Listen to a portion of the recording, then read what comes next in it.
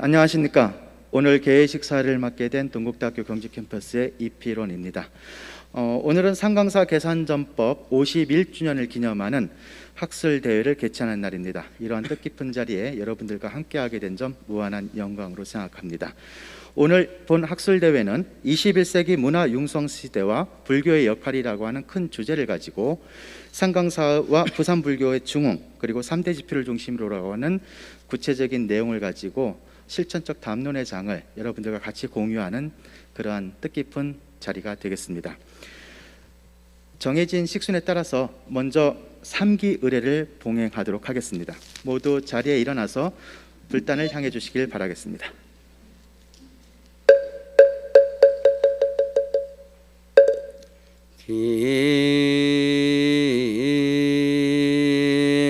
불량족전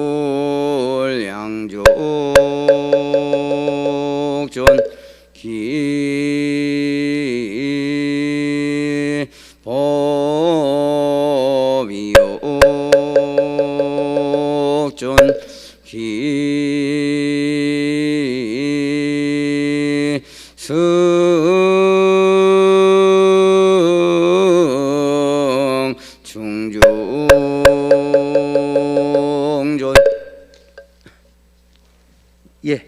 모두 자리에 앉아 주시기 바랍니다.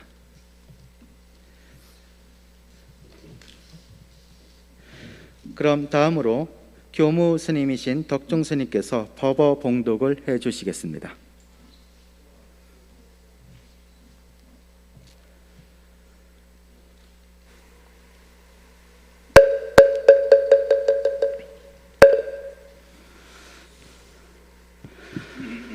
상월 원각 대조사 법어 실상은 무상이고 묘법은 무생이며 연하는 무여입니다.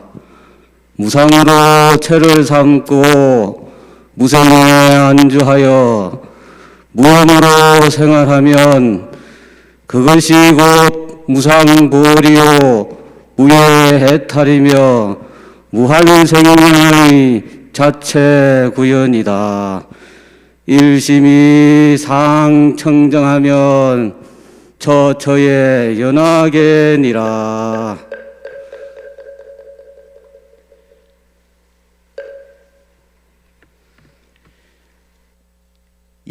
다음으로는 상강사 세운 주지스님께서 개회사를 해 주시겠습니다.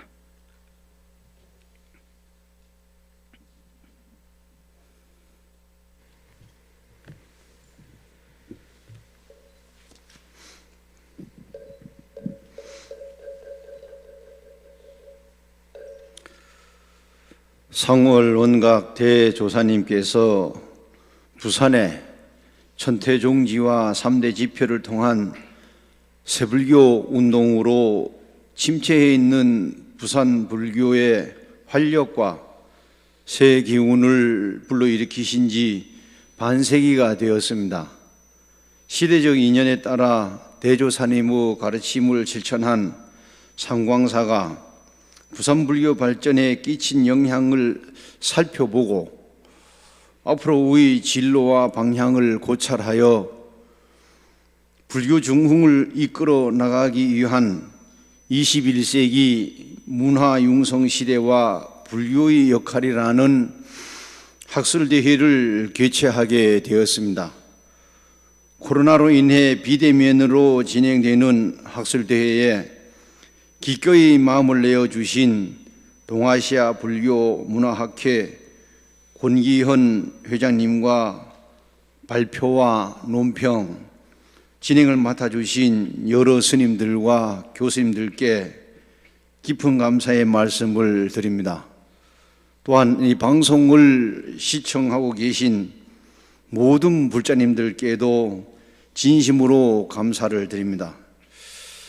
대조사님께서 부산에 천태묘법의 사상을 전하신 이래 애국불교, 생활불교, 대중불교 운동을 전개하여 상광사라는 대가람이 찬건되고 수수만만의 중생을 귀의시켜서 부산 불교 발전을 이끌었습니다. 대조사님께서 50여 년 전 장차 항구 도시 부산에 천태 사상이 구름과 같이 크게 흥기할 것이니 동시에 1만여 명이 보표를 볼 수 있는 불교 회관과 대가람을 세워야 한다고 남기신 유훈을 이제 부산을 불국토의 대가람으로 만드는 청정한 불사로 이어나가야 하는 사명이 되었습니다. 특히 21세기는 문화의 다양성을 통해 서로 소통하는 시대로 불교 문화의 활성화와 불교의 사회적 역할을 통해 사회 변화를 이끌어내는 논의가 절실히 필요합니다. 부산은 불교의 수도라 불릴 정도로 불교 활동이 활발하게 이루어지고 있으며 다양한 불교 문화를 접할 수 있는 기회가 열린 도시로 학술대회를 통해 불교의 역할과 영향을 평가하고 앞으로의 방향을 탐구해 봄으로써 지역사회의 발전을 도모해야 합니다. 근래 50년 동안 삼광사가 지역사회의 발전과 지역 불교의 중흥에 기여한 점을 생각할 때 천태종의 3대 지표에 근거한 다양한 역할과 체계적 포교 방향을 구체적인 논구로 지역 문화 발전은 물론 불교 문화의 활성화와 21세기 문화 융성을 이끌어갈 수 있는 기회가 마련되기를 기대해 봅니다. 코로나 시대라는 어려움이 많은 사회적 환경이지만 여러분들의 열정으로 대조사님을 새롭게 조명하고 천태 불교와 삼광사의 사회적 역할을 생각해 보는 인연을 통해 불교 문화의 새로운 비전과 중흥을 기대합니다. 감사합니다.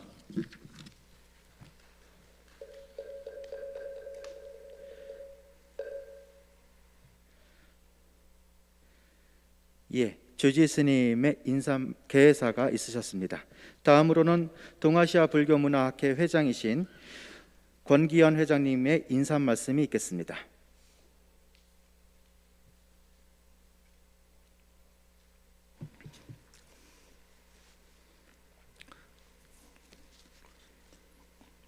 반갑습니다. 동아시아 불교문화학회 회장 권기현입니다. 인사드리겠습니다.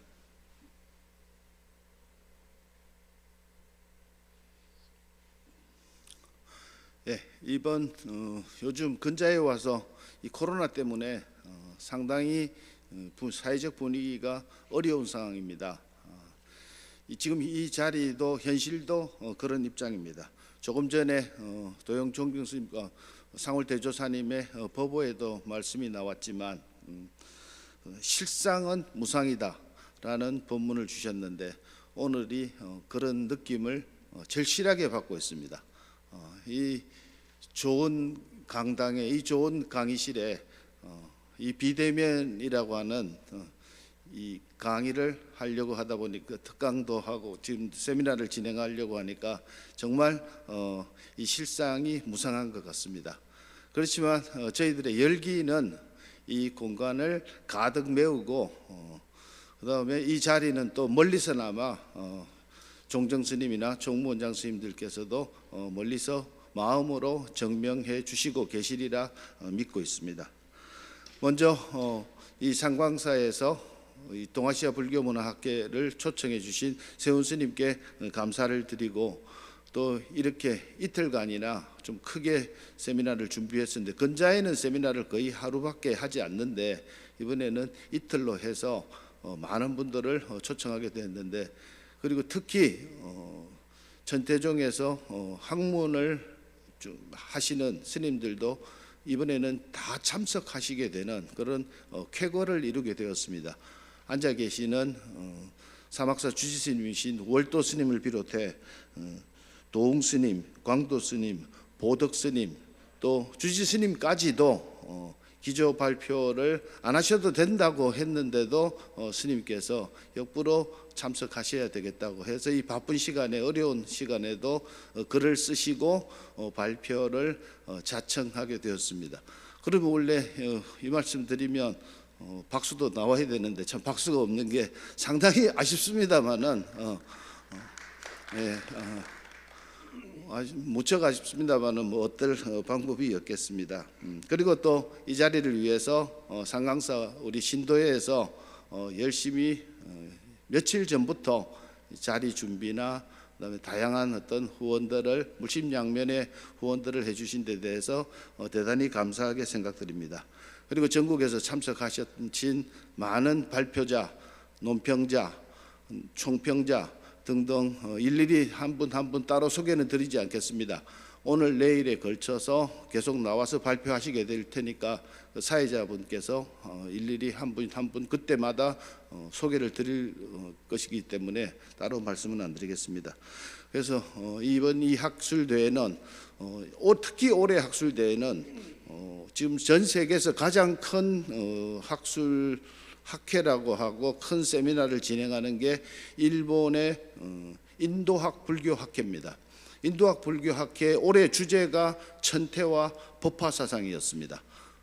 이번 여름에 거기서 일본에서도 비대면으로 진행했습니다만은 그래서 천태와 그 다음에 한국에서도 많은 장소에서 얼마 전에 준비는 했다가 취소가 되었어 발표는 취소가 되었습니다만은 구인사에서도 준비했고 서울에서 그다음 구인사 본사에서 여기 상강사까지 올해 한국에서도 어느 학회를 막론하고 어느 주제를 막론하고 상당히 이 천태와 법화 사상이 상당히 대세를 이룬 한국과 일본에서는 상당히 중요한 테마로 올해 세미나들이 많이 이루어졌습니다.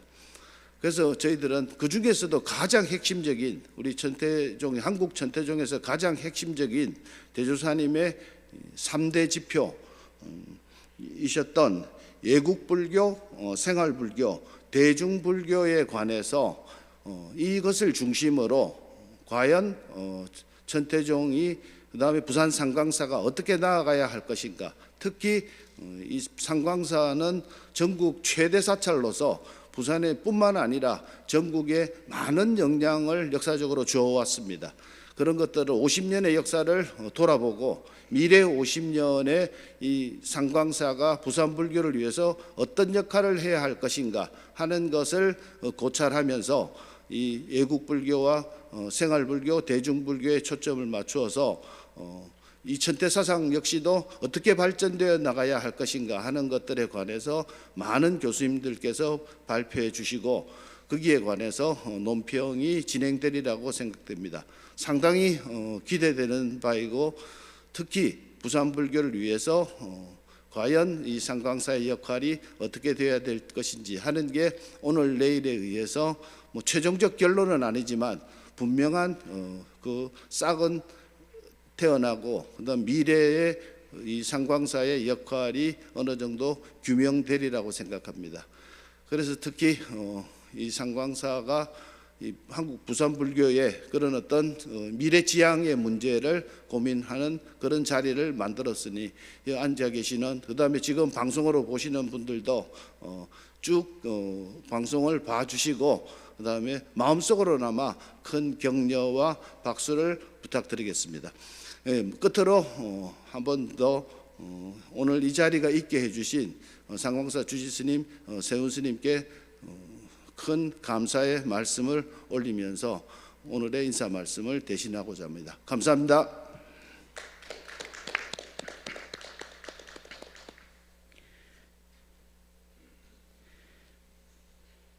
예, 감사합니다. 그럼 다음으로 신도회 하진흥 부회장님의 축사가 있겠습니다.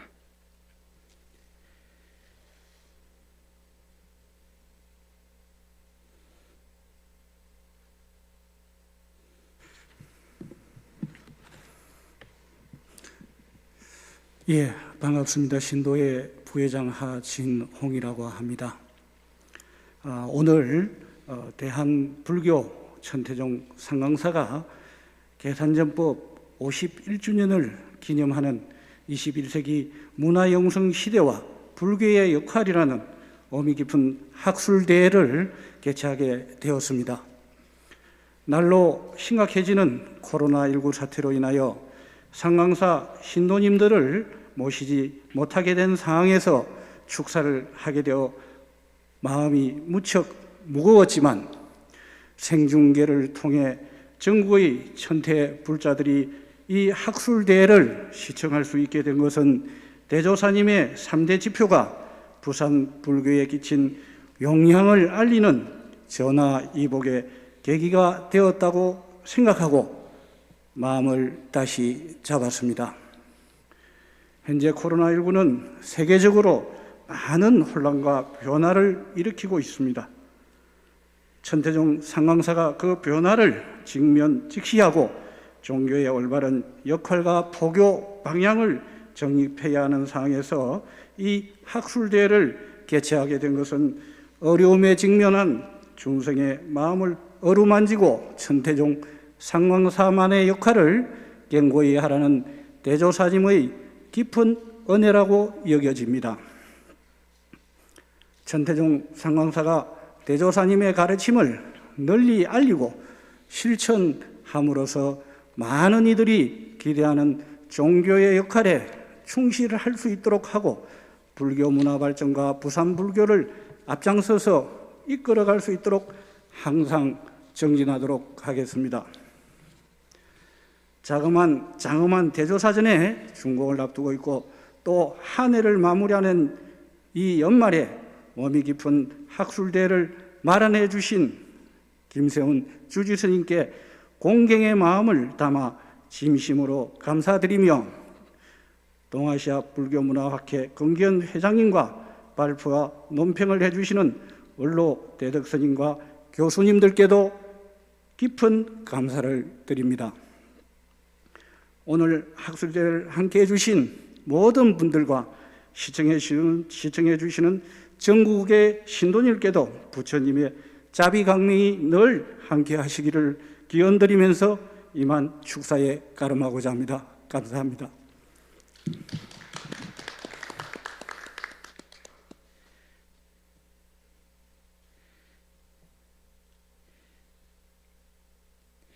예, 신도회 부회장님의 축사가 있었습니다. 그럼 마지막으로 사홍서원을 모시도록 하겠습니다. 모두 자리에서 일어나 불단을 향해 주시기 바라겠습니다.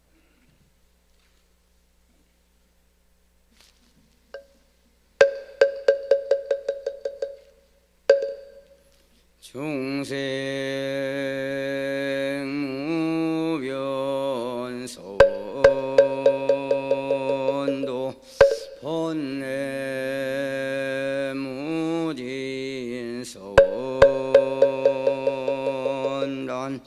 법문무량소나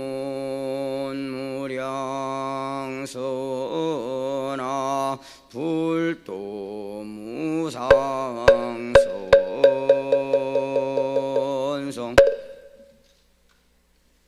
예, 이상으로 계산전법 51주년을 기념하는 상강사 학술대회 개회식을 모두 마치도록 하겠습니다.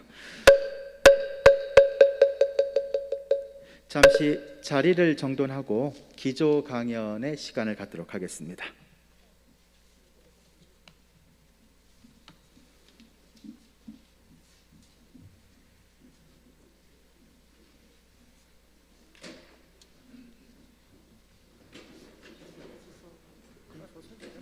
서서 하시고, 예, 그러셔야 되는데 그럼 가운데 저 두고 나머지만 치워.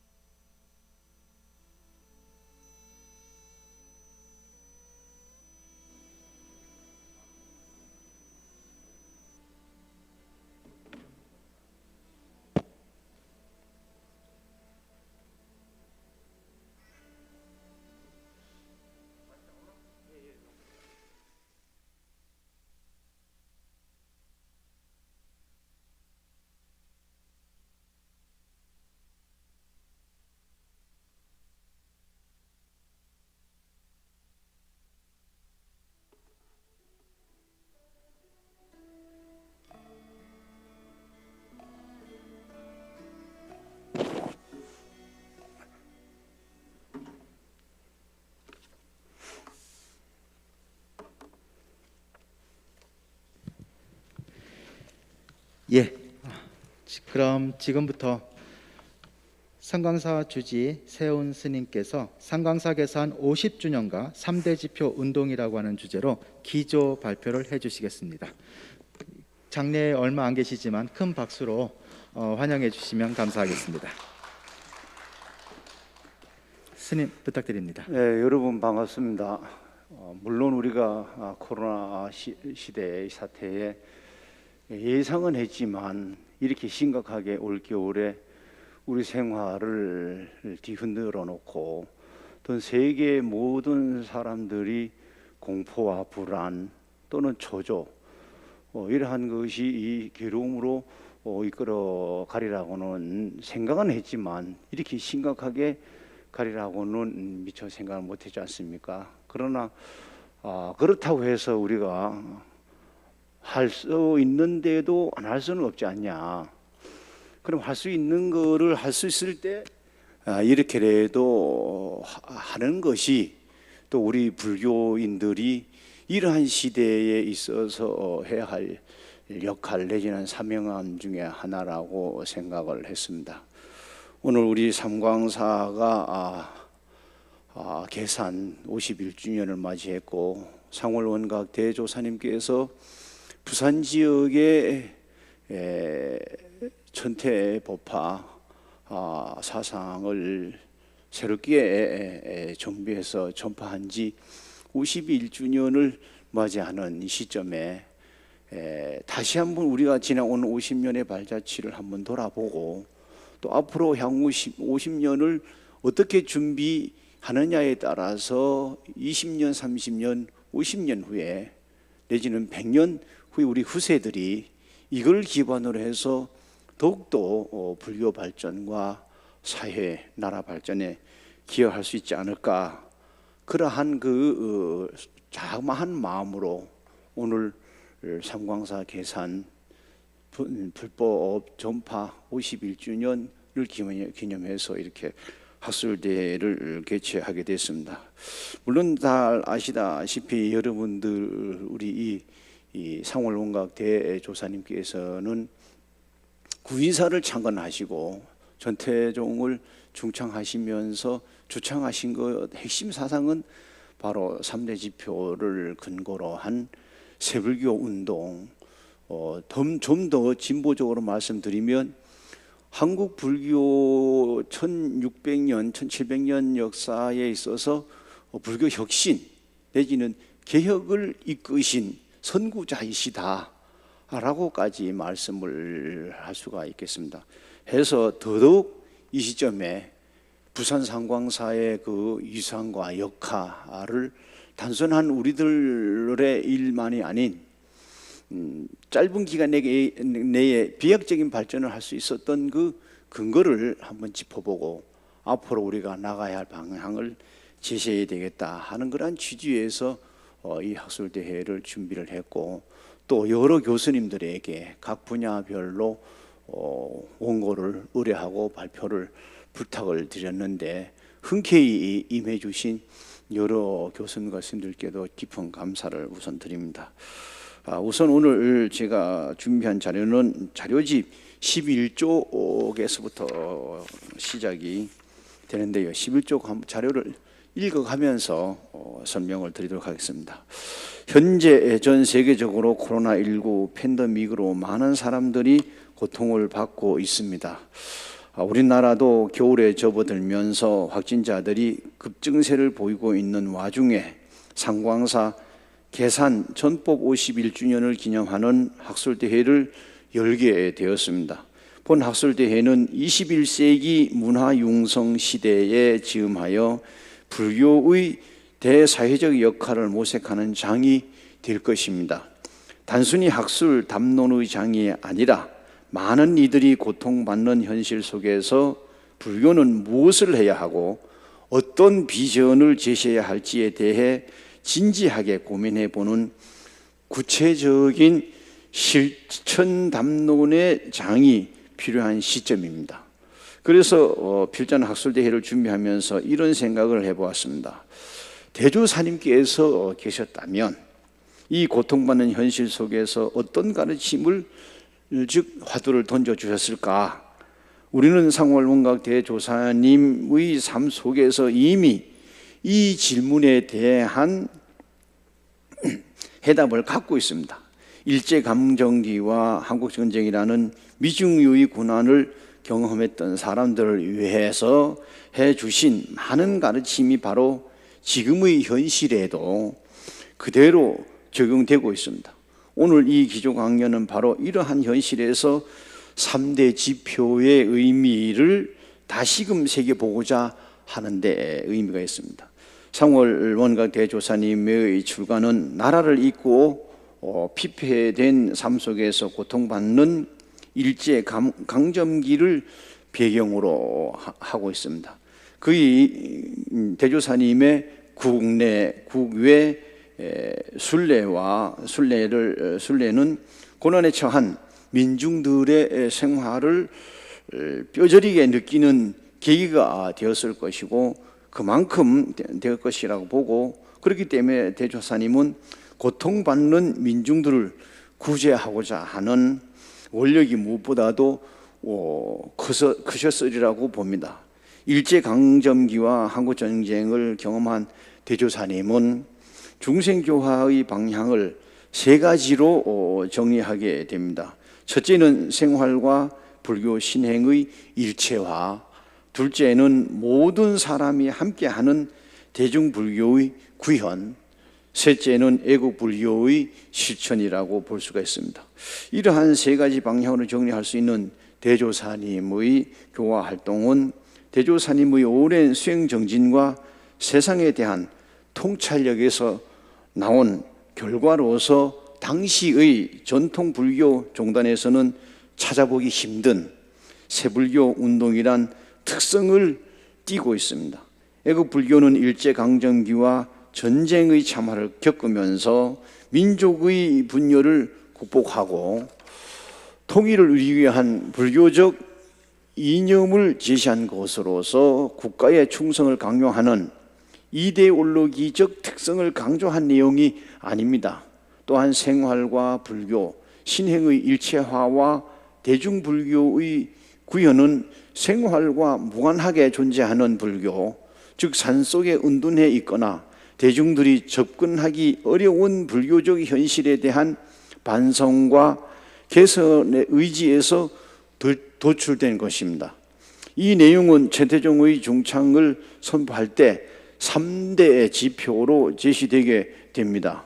최태종의 중창 이념과 중생교화의 방법과 목표를 제시한 것으로 대조사님의 교화행의 모습을 규명하는 데 중요한 잣대가 된다고 봅니다. 하지만 3대 지표 자체는 이미 상월원각 대조사님이 중생교화의 장에서 실천하고 있던 내용을 정리한 것일 뿐 새롭게 제시된 내용은 아닙니다. 그런 의미에서 3대 지표야말로 상월원각 대조사님의 삶을 이념한 것으로 평가할 수가 있습니다.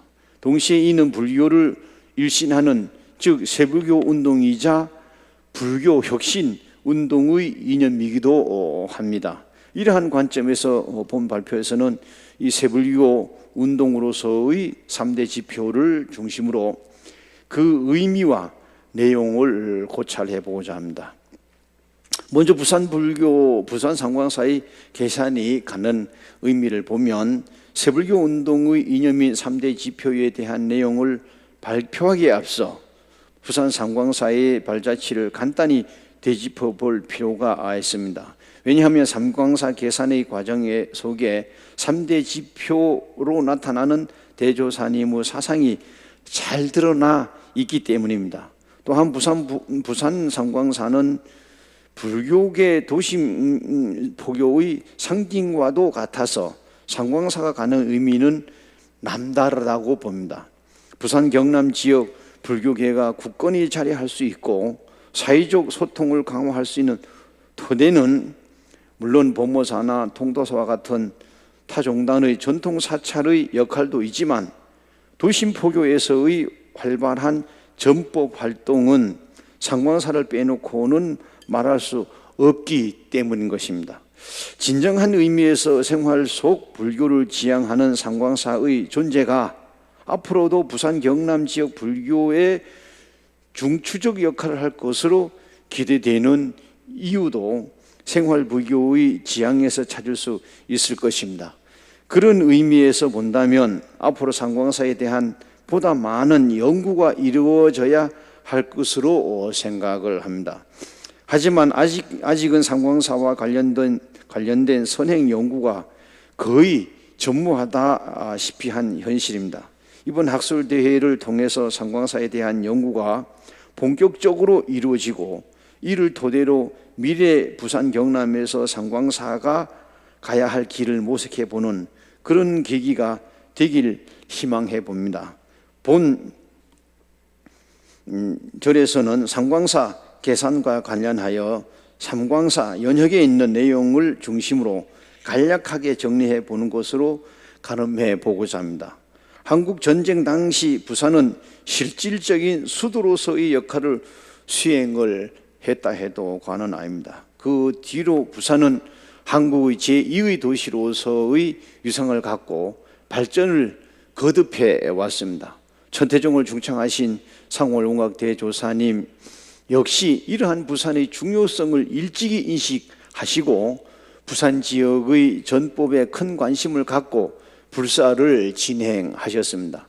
이와 관련하여 삼광사 연혁을 중심으로 그 내용을 소개하면은 다음과 같습니다.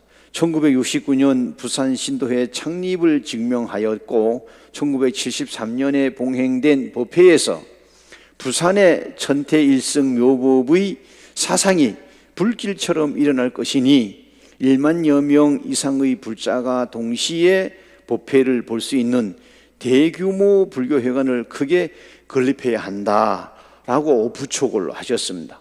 천태종 부산 신도회는 대조사님의 말씀에 따라 신도 150여 명으로 시작하여 삼광사 전신인 금정구 광명사에서 10여 년 동안 비바람의 노천법회를 봉행하면서 반원을 세우고 1982년 금정산과 함께 부산의 진산인 백양산 기슭에 틀을 잡아 현재의 삼광사를 창건하게 되었습니다. 삼광사의 가람은 대웅보전과 지장전, 지관전, 지장전, 극락전, 범종각, 법화삼매당, 53존불, 8면 9층 대보탑, 일주문 등으로 배치되어 있습니다. 현재는 조사전을 건립하고 있습니다만은 삼광사 신도회는 17개 지회와 20여 개 신행단체, 건강불교대학, 초등학교 과정인 정식 교육기관인 삼광한글학교를 운영하는데 초등과정, 중등과정을 함께 운영을 하고 있습니다. 또한 삼광다도대학, 사단법인 천태복지재단, 부산지부 등의 산하단체로 대승보살도 수행을 실천하고 있습니다. 삼광사의 의미는 부처님께서 중생들에게 비추는 자비, 지혜, 백호의 세 가지 빛이 도량에 가득 차서 무명을 밝히기를 바라는 염원을 나타낸 것입니다. 자비광은 모든 만물에게 자비를 베풀어 고통을 없애고 즐거움을 주라는 부처님의 가르침이고 지혜광에는 일체 중생의 무명을 능히 깨트리는 부처님의 지혜로 모든 이들이 깨달음을 얻기 바라는 마음이 이 마음입니다. 백호광에는 오욕과 미움이 사라진 부처님의 맑은 기운의 빛이 시방세계를 비춰 모든 중생이 안락하기를 기원하는 마음이 담겨 있습니다. 이상이 간략한 삼광사 계산과 관련된 인연담입니다. 이 계산 인연담에서 주목할 내용이 신도회 창립이라는 것입니다. 신행 공간을 마련하고 신도회를 구사한 것이 아니라 대조사님의 가르침에 감흥된 부산 지역 신도들이 모여들자 이들을 중심으로 신도회를 먼저 조직하고 이들을 중심으로 전법 도량을 열게 된 것입니다. 2020년인 올해 11월 1일에는 신도의 창립 51주년을 기념하는 행사가 종정예하를 비롯한 종원장 스님 등을 모시고 성대하게 봉행이 되었습니다. 신도의 창립에 종정예하를 증명대법주로 모시고 봉행했다고 하는 것이 이 상징하는 것은 과연 무엇이겠습니까? 삼광사가 한국 천태종에서 차지하는 위상이 높다 해도 신도의 창립은 그저 지역 단위 사찰의 행사일 뿐이라고 말해도 틀린 말은 아닙니다. 그럼에도 불구하고 종정예하를 유시하여 총무원장 스님을 비롯한 종단의 여러 간부 대중스님들께서 참여한 것은 전법의 핵심은 신도회의 조직과 활성화라는 점을 내포하고 한다고 할 수가 있겠습니다. 신도회의 조직과 활성화는 곧 생활불교의 정착과 직결되는 문제인 것입니다. 부처님의 가르침을 생활 속에 구현하여 불교가 생활이 되고 생활이 불교가 된다고 한 대조사님의 뜻이 바로 신도회의 조직에 담겨 있는 것입니다. 또한 민중불교, 제가불교, 구세주의로 표방되는 대중불교 역시 신도회 조직과 깊은 관련을 갖는다고 볼 수가 있고, 이중 구세주의 정신은 오늘날 용어로 표현하면 사회복지라고도 할 수 있습니다. 그 일환으로 진행되는 것이 사단법인 천태복지재단 부산지부 등의 산하 단체를 통해 독거노인, 장애인 후원사업, 저소득 아동복지, 무료급식, 자비의 쌀 나눔, 이웃과 함께하는 김장 나눔, 다문화 가족 정서 지원 프로그램 등이 있습니다. 이 외에도 베트남 빌리지를 운영을 하고 양육시설 지원, 국군 장병 이문과 포교 활동, 예술제, 템플스테이 등의 프로그램으로 지역사회와의 융화와 사회정화 등에 적극 참여하는 것은 애국불교와 연관되는 것입니다.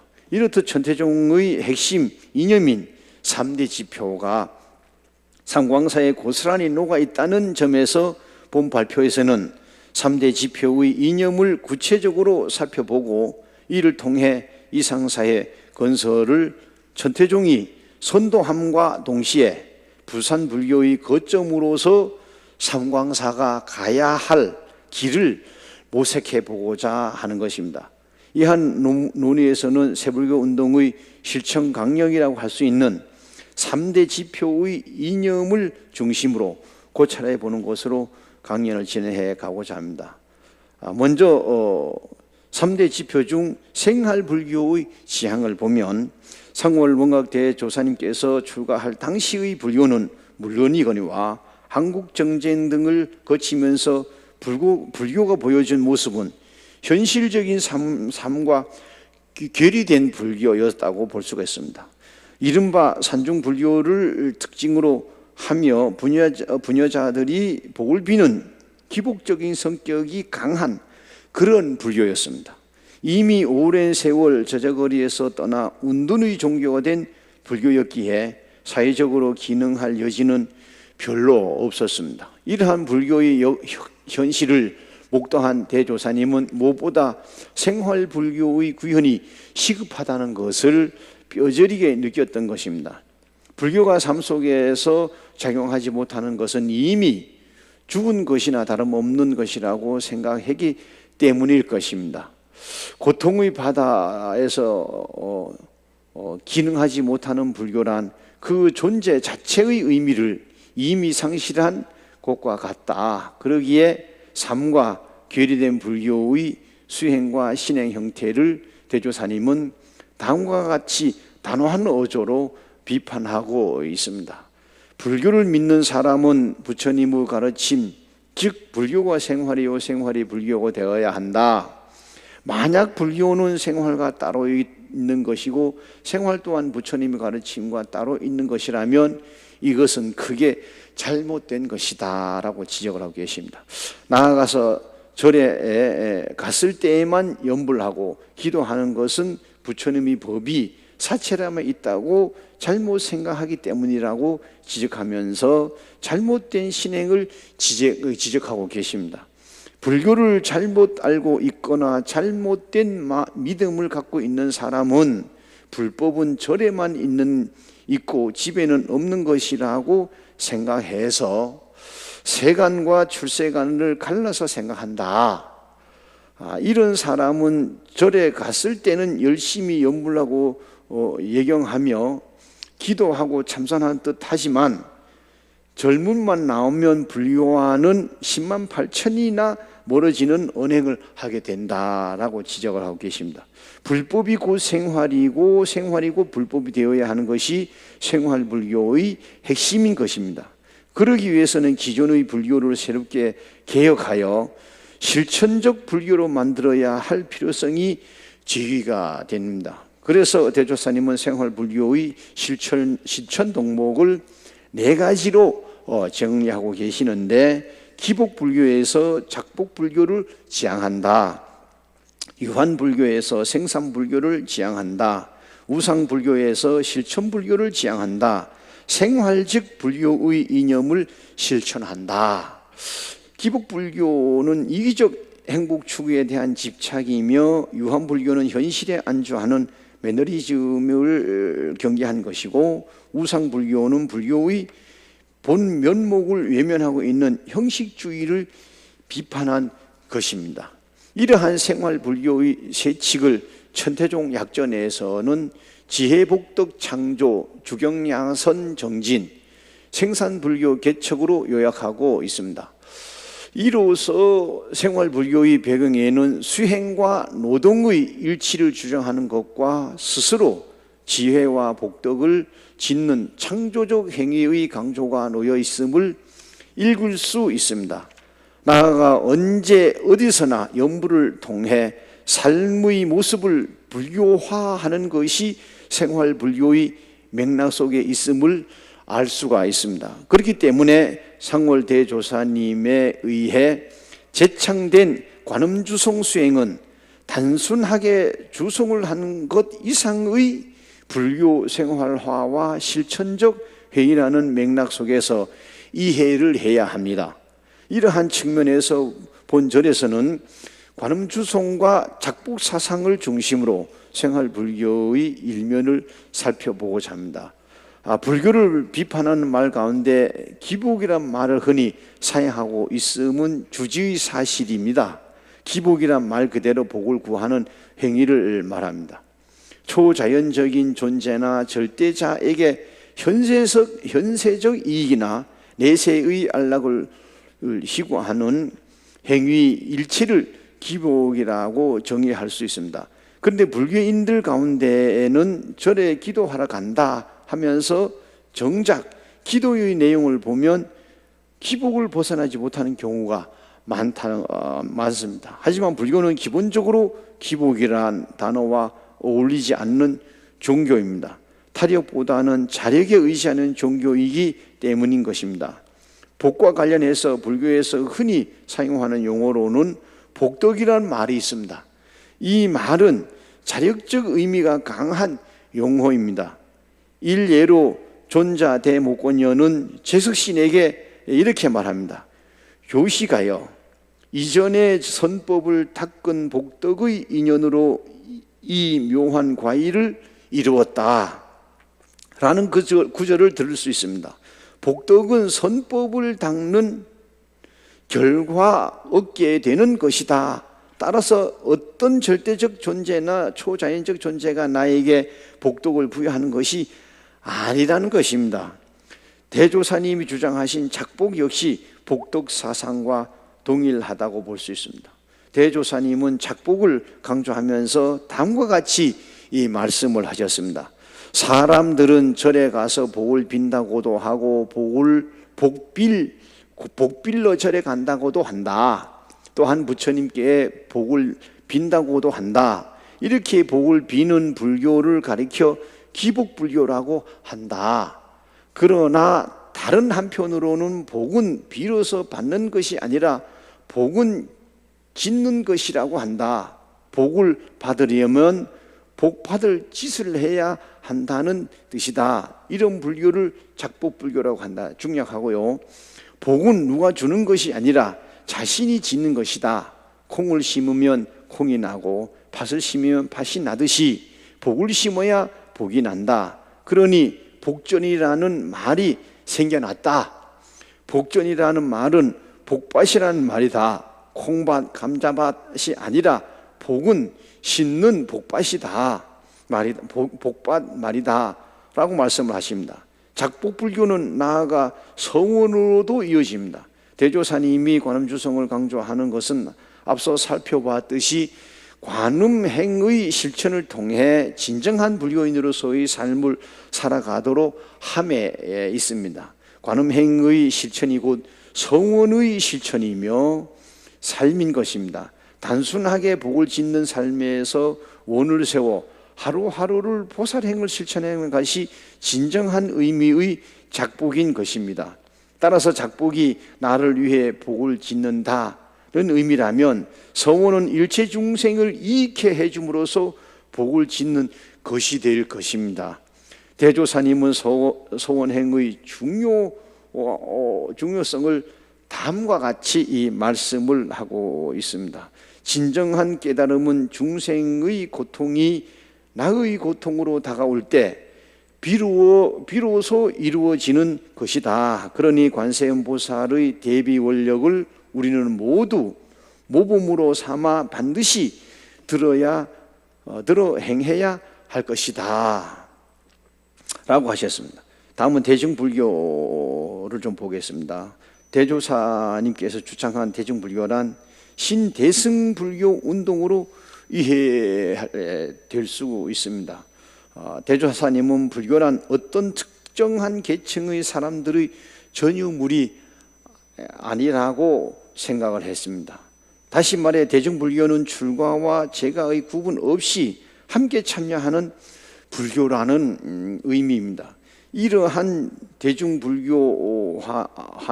불교의 대중화는 근대 불교의 중요한 화두 중의 하나였습니다.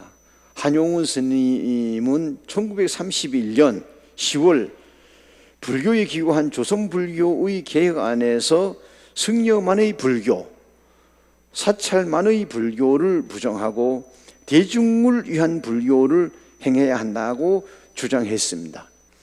김범린 스님은 1929년 9월 일광에 기고했던 민족 본위적 불교 운동의 재창이라는 글에서 민중적 불교의 실현이 신불교 운동의 구경 이상 중 가장 중요한 것의 하나일 것이라고 강조했습니다. 일제강점기를 살아온 시대의 선각자들은 한결같이 조선조 500년간의 왜곡된 불교를 바로잡고 불교의 사회적 책무와 소명을 다하기 위해서는 결국 불교의 대중화가 무엇보다 절실하다고 생각을 한 것입니다. 대조사님 역시 이러한 시대적 상황 속에서 살아온 인물이십니다. 그런 만큼 불교계에 무엇보다 시급한 것이 불교의 대중화라는 것을 절감했을 것입니다. 대조사님의 대중불교에 대한 말씀을 보면 한용운, 김범린 스님과 같은 생각을 하고 있음을 쉽게 찾아볼 수가 있습니다. 진정한 대중불교는 사부대중이 불교의 주인이 되고 사부대중이 함께 수행하고 함께 책임지는 불교이다. 대중불교는 산중이나 승단 안에만 갇혀 있는 불교가 아니라 시중으로 나아가 모든 사람과 함께하는 불교여야 한다. 즉 보살불교여야 한다. 중략하고요. 대중불교라는 말은 사부대중이 함께 수행하고 함께 운영하는 사부대중의 불교를 가리키는 말이다. 마땅히 대승종단이라면 수행과 종단 운영을 승속이 함께 고민하고 함께 결정하는 새로운 길을 개척해야 할 것이다. 이 가운데 특히 산중불교가 아닌 시중불교와 출가승 불교가 아닌 사부대중불교는 일찍이 김범린 스님이 주장했던 내용과 정확히 일치한다고 봅니다. 하지만 대조사님은 이에 더하여 궁극적으로 대승적 구세불교의 실현을 목적으로 하고 있습니다. 이러한 내용은 대중불교 구현의 세부 상황에서 확인해 볼 수가 있습니다. 사찰불교에서 민중불교를 지향한다. 출가불교에서 제가불교를 지향한다. 염세주의가 아닌 구세주의 불교를 지향한다. 이러한 대조사님의 대중불교 운동을 권기종 교수님은 다음 4가지로 제시하고 있습니다. 첫째, 연물수행의 적극적 전개. 둘째, 계율의 새로운 해석. 셋째, 사원의 도시화와 개방화. 넷째, 사부대중의 일체화이다라고 말씀하십니다. 대조사님 당시부터 관음주성이 강조된 것은 바로 연불수행이 대중불교 운동의 튼튼한 주춧돌이 된다고 생각했기 때문입니다. 선수행 일변도의 수행풍토의 변화라는 면에서도 이는 대중불교의 성격을 가장 잘 드러내주는 것 가운데 하나입니다. 둘째, 계율의 새로운 해석은 십선계 이주의 계율 전통을 확립한 것에서 찾을 수 있습니다. 번세한 계목들을 축소하여 가장 핵심적인 것들로 누구나 쉽게 인지하고 실천할 수 있는 것을 통해 불필요한 권위주의를 제거한 것입니다. 그리고 시내의 사찰을 건립함으로써 24시간 언제나 사찰을 방문하여 신행과 수행을 할 수 있도록 한 것은 상월 대조사님의 이러한 대중불교 구현의 의지를 반영한 것이라고 할 수가 있습니다. 또한 한국불교 어느 종단에서도 볼 수 없는 것으로 종의회 의원에 제가자를 시킨다는 점입니다. 이는 사찰 경영의 투명성 제고와 함께 사부 대중 모두가 종단의 주인이란 의식을 심어주는데 크게 기여하고 있습니다. 이 역시 대조사님의 이 평소의 신념이 그대로 반영된 것이라고 볼 수가 있겠습니다. 다음은 애국불교를 보면요, 우리나라에는 예부터 호국불교라는 말이 있었습니다. 불교가 나라를 보호하는데 앞장서야 한다는 의미를 담고 있는 말입니다. 조선조 사명대사를 중심으로 왜군의 침략을 막아낸 일이 가장 먼저 떠오릅니다. 하지만 신라의 화랑도 정신을 대표하는 세속 5개의 내용을 통해서도 호국불교의 맥락은 쉽게 찾을 수가 있습니다. 사실 불교를 신행하는 입장에서, 더욱이 출가 수행자의 입장에서 볼 때 한 국가의 국민으로 산다는 것은 쉬운 일이 아닙니다. 군대 문제를 비롯해서 많은 갈등의 요소가 내포되어 있는 것이기 때문입니다. 더욱이 만약 전쟁이라도 발발한다면 출가 수행자의 입장에서 부처님의 제자로서 어떠한 처신을 해야 하는지는 결코 쉬운 문제가 아닙니다. 종교적 신념과 세속적 가치가 충돌하기 때문입니다. 앞서 언급했듯이 대조사님이 애국불교를 제창하게 된 것은 대조사님이 살아왔던 시대적 상황과 매우 깊은 관련이 있습니다. 나라 없는 국민의 삶이 얼마나 고달프며 괴로운지, 전쟁의 참화 속에서 민중들의 삶이 얼마나 피폐하며 정신이 왜곡되는지를 대조사님은 뼈저리게 체험한 것입니다. 이러한 삶의 배경이 바로 애국불교라는 이념으로 표출된 것입니다. 대조사님의 가르침 속에 그 내용이 어떻게 제시되고 있는지 살펴보면 다음과 같습니다. 보통 내가 애국하자고 하니까 이 말을 잘못 알아듣고 남의 나라를 쳐들어가는 것으로 생각할 수가 있다. 자기 나라를 지키고 사랑하는 것과 남의 나라를 쳐들어간다는 것은 간듯 뜻이 아니다. 내 나라를 지키기 위해서는 침략자와 싸워야 하고 죽여야 하는 일도 있을 것이다. 그러나 나라를 사랑하는 방법에는 총칼을 들고 싸우는 길 말고도 얼마든지 많은 길이 있다는 것을 알아야 한다. 사람들은 애국불교를 말하니까 소견이 좁다고 질타하는 사람도 있다. 그러나 애국심은 불교인이건 비불교인이건 모든 국민이 가져야 하는 마음이다라고 하십니다. 이에 인용문에서 나타났듯이 애국불교는 전쟁을 전제로 하는 가르침이 아닙니다. 나라를 사랑하는 방법을 불교적 가치관에 입각해서 찾아보자는 것이 그 배경에 놓여 있는 것입니다. 그래서 대조사님은 부처님께서 석가족을 멸망시키고자 쳐들어오는 고살라국의 비루다카 왕의 마음을 돌리고자 한 길 한가운데 그늘도 없는 곳에 앉아 계셨던 일화를 소개하고 있습니다. 이것은 자신을 낳아주고 길러준 나라를 사랑해야 하는 것은 인지상정이며 당연한 것이란 점에서 새삼스러운 것은 아니다. 하지만 올바른 국가관을 확립하고 그에 맞는 국민으로서의 의무를 생각하지 않으면 이는 자신을 보살펴준 나라에 대한 바른 자세가 아닐 것이다. 이러한 관점에서 대조사님이 평소에 강조해온 지은보은의 맥락으로 이어집니다. 즉 축생도 은혜를 아는데 항차 인간이 어찌 은혜를 몰라서야 되겠는가 라고 하면서 사은의 가르침을 생활윤리의 근본으로 제시한 것이 그것입니다. 여기서 말하는 사은이란 부모, 스승, 사회, 국가의 은혜를 말합니다. 그런 의미에서 상월 원각 대조사님은 불교도로서 불교적 가치관이 바르게 확립된 국가관의 필요성을 역설한 것으로 이해가 됩니다. 나라를 사랑하는 방식의 다양성을 언급한 대조사님은 3대 지표를 천명함에 있어 애국불교의 세부 사항으로 다음의 4가지를 제시하고 있습니다. 민족 중흥의 과업에 헌신한다. 복지사회 건설에 이바지한다. 사회정화 운동에 적극 참여한다. 민족 도의 재건에 적극 힘쓴다. 이러한 세부 항목에서 특히 복지사회 건설과 사회정화 운동에 대한 대조사님의 활동은 중생교화의 모습을 잘 보여주고 있습니다. 그 내용을 통해 교화행의 구체적인 내용을 제시해 보고자 합니다. 먼저 복지활동을 볼 수가 있고요.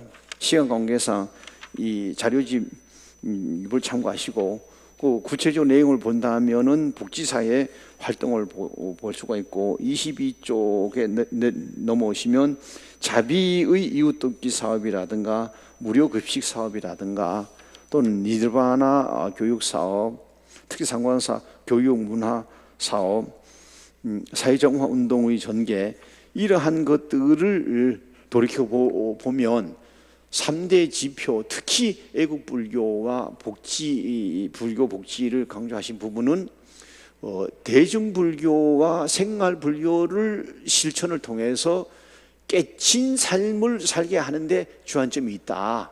이를테면 대중이 이 불교를 생활화해서 그 사상에 입각한 삶을 깨친 삶을 사느냐 그렇지 못하냐는 여하에 따라서 괴로움의 무게가 다를 것이고 즐거움이 있다 해도 즐거움의 무게가 분명히 다를 것이다 라고 저는 봅니다. 그래서 우리 대조사님의 3대 지표는 결국 압축해보면 불교 복지가 됐던 어떤 정신문화 어떤 창달이 됐건 그 핵심은 깨친 삶을 살게 하는 데 있다라고 말씀을 드리면서 결론으로 맺겠습니다. 이상의 내용을 토대로 3대 지표로 제시된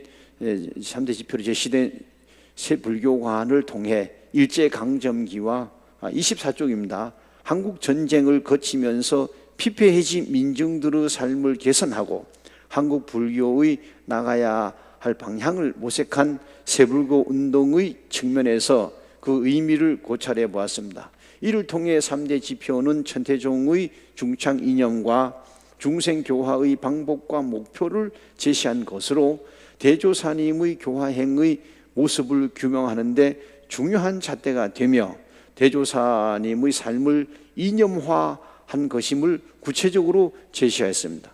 이 가운데 특히 한국 불교가 중점을 두고 해야 할 공통의 과업이 제시되어 있습니다. 그것은 생활 불교 속에서 언급되는 작복 불교와 생활적 불교의 가르침입니다. 대중불교에서는 제가 불교와 구세주의의 가르침입니다. 이를 한마디로 표현하면 실천불교라고 할 수가 있습니다.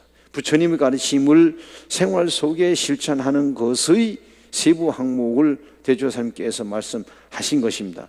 기존의 불교는 불교가 갖고 있던 적극적 보살행위 약화되었던 것이 사실입니다. 현재도 현재도 이는 여전히 유효한 평가일 것입니다. 천태종은 대조사님의 가르침을 통해 적극적 보살행위라는 실천불교를 강조해 왔습니다. 그로 인해 적어도 천태종의 실천성은 다른 종단보다 훨씬 적극적이라는 평가를 받게 된 것이라고 생각이 됩니다. 한편 애국불교는 한국 불교의 호국 불교적 맥락을 개성하면서도 새로운 불교적 국가관의 확립에 대한 대조사님의 고뇌가 담겨 있음을 보았습니다. 특히 그 구체적인 내용으로 복지사회 구현과 사회정화 운동을 통해 불자가 국가의 은혜에 보답하는 방법을 제시하고 있음을 고찰하였습니다. 한편 이러한 애국불교의 정신은 오늘날 코로나19 팬데믹 상황에서 그 의미가 새롭게 조명될 필요가 있습니다. 개인의 자유와 이익이 국가의 안녕과 충돌하게 될 때 우리는 어떻게 해야 할까라는 문제를 직접적으로 다루는 것이 바로 애국불교이기 때문입니다. 대조사님의 가르침에는 국가를 이데올로기화하는 전체주의적 국가관이 없기 때문에 오늘날과 같은 시대에 꼭 필요한 가르침이라고 생각합니다. 앞으로 상광사는 이 세불교 운동의 이념인 3대 집회를 더욱 확산해 가는데 더 많은 고민과 노력을 기울여야 할 것입니다. 이는 단순한 천태종의 교세 확장이라는 협소한 의미가 아니라 중생구제라고 하는 불교 본원의 적극적 보살행의 실천이라는 측면에서 이해되어야 합니다. 부처님이 그러하셨듯이 상월원각 대조사님이 그러하셨듯이 불제자로서의 우리가 마땅히 가야 할 길이 바로 중생구제의 길입니다. 그 구체적 실천 강령이 바로 3대 지표이고 3대 지표는 너와 내가 다 깨친 삶을 살자라고 하는 그러한 큰 의미가 있다고 봅니다. 이상으로 제 발표를 마치겠습니다. 고맙습니다.